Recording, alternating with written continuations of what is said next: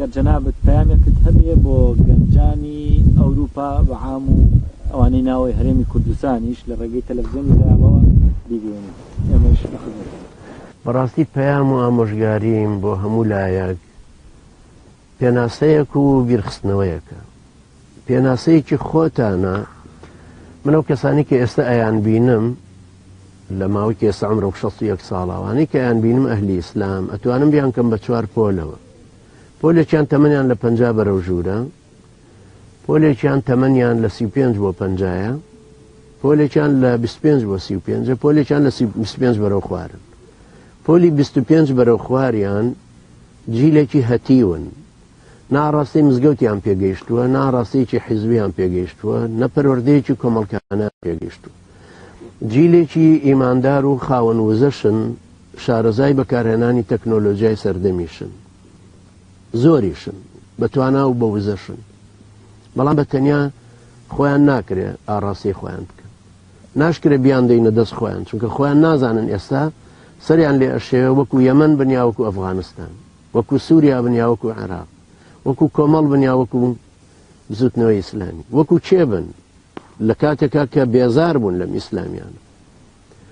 جیلی دوای ئەوانن کە تەمەنیان لە 35 25 بۆ 35 ئەوانە 15 ساڵ لەمە پێشەوەی احتیلال بێ زەمەنێکی تریان بیر دێ، بیریان دێ کە بزوتنەوەی ئیسلامی هەبوو، عیزەتێک هەبوو، کەرامەتێک هەبوو، تەوازونێک هەبوو لە نێوانی خەڵکی ئیسلامی و عەلمانی. عەلمانیەکانەوەندە دانەجیڕیان نەکرد و چڕنوخیانەوەندە بەهێز نەبوو، کەڵبەیانەوەندە درێژ نەبوو، بەڵام دوای احتیلال ئەوان بوون بە ساحەبی هەموو چوەخایەتێک و هەموو هێزێکی تاغوتی چەوسانەوەی سەر موسڵمانان زۆر زیادی کرد. ئەمانەی کە تەمەنیان لە 35 و بەرەو خوارایە ئەمانە ئیشیان پێکرێ بە شەرتێک کەمێک لە گیانی ئەنانێتی خۆیان ببورن بۆی بتوانین ئێمە بیانکەینەوە بە مامۆستای جیلەکەی پێشووتریان کە 25 بەرەو خوارن. خۆیان بە تەنیا ئەمانیش ناتوانن ببن بە مامۆستا. ڕاستە هەیەە ماجستێری وەرگرتو، هەیە دکتۆرای وەرگرتو، هەیە سەرکەوتو بۆ شەریکەی هەیە، هەیە ژنی هێناوە 3-4 مناڵی هەیە، بەڵام ئەمانە کافی نین بۆی تۆ ببیتەوە بە پێشڕەو بۆ جیلێکی تر کە بە دوای خۆتا دێ.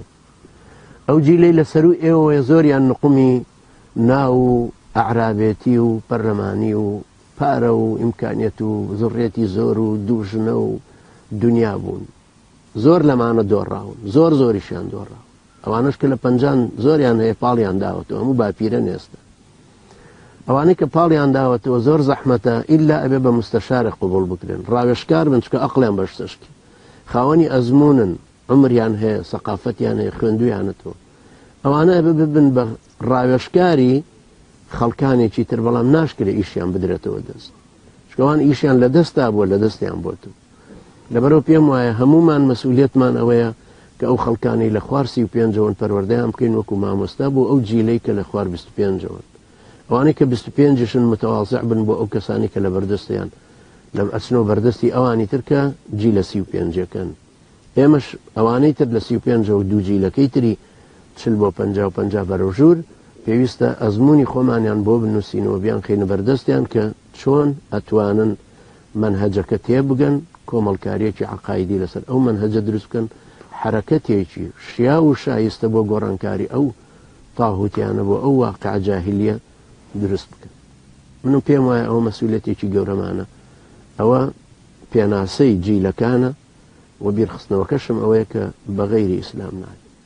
پێویستە لە ئیسلامەکە شتێ بگەن وەکو کە ئەهلی سونەت و جەماعەت لێی تێگەشتون. ئەوەندەش فەرع و فروع لە خۆتان مەکەنەوە، ئەوەندەش بە دوای هەموو کەسەکە مەڕۆن، سەوابیتتان هەبێت کە خۆ بگرن لەسەری. ئەگەر سەوابیتت نەبوو، هەر یەکە کتێبێکی تری کۆپی کراوت بۆ دێنە بێەوەی بزانی ئەسڵەن نووسەرەکەی چەیە، کە ئەشە نووسەرێکی ئیسرائیلی بێ، جوولەکە بێ، مخابراتی بێ، لە وەزعێکی مەقبولە دایڕشت بێ.